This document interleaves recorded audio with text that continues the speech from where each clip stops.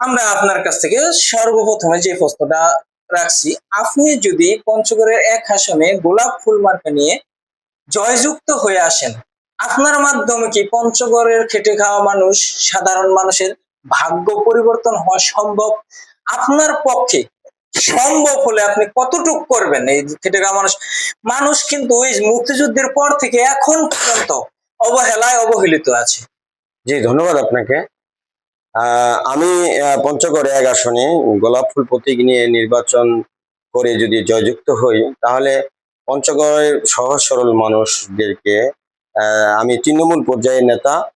আমি ছাত্র অবস্থায় থেকে রাজনীতি করি। পঞ্চগড়ে এক আসনের অধিকাংশ মানুষই আমাকে চিনে একজন তৃণমূলের রাজনীতিবিদ হিসেবে। আমি এখানে আমার জন্ম, শৈশব, কৈশোর, যৌবন আমার পঞ্চগড় মাটিতেই। এ কারণেই পঞ্চগড়ের ভৌগোলিক অবস্থা, সামাজিক অবস্থা, রাজনৈতিক অবস্থা, অর্থনৈতিক অবস্থা সম্পর্কে আমার সম্যক ধারণা রয়েছে।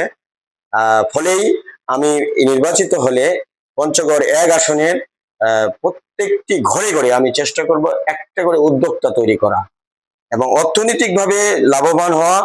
শিক্ষার যে বেহাল অবস্থা, এই শিক্ষা ব্যবস্থাটাকে প্রতিষ্ঠিত করা এবং পঞ্চগড় যে একটি সম্ভাবনাময় পর্যটন কেন্দ্র এখন পর্যন্ত হয়নি, সম্ভাবনাময় একটি পর্যটন কেন্দ্র হিসেবে গড়ে তোলা। পাশাপাশি 1971 সালের পর যতগুলো সরকার এসেছে, এখানে মন্ত্রী হয়েছে, এমপি হয়েছে, ওনারা কাঙ্ক্ষিত সাফল্য তারা এনে দিতে পারেনি।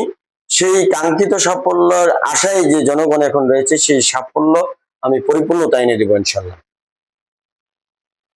জি, সুপ্রিয় দর্শক, আপনাকে আমাদেরকে এতক্ষণ সময় দেওয়ার জন্য অশেষ অশেষ ধন্যবাদ। সুপ্রিয় দর্শক, আপনাকে শেষ করে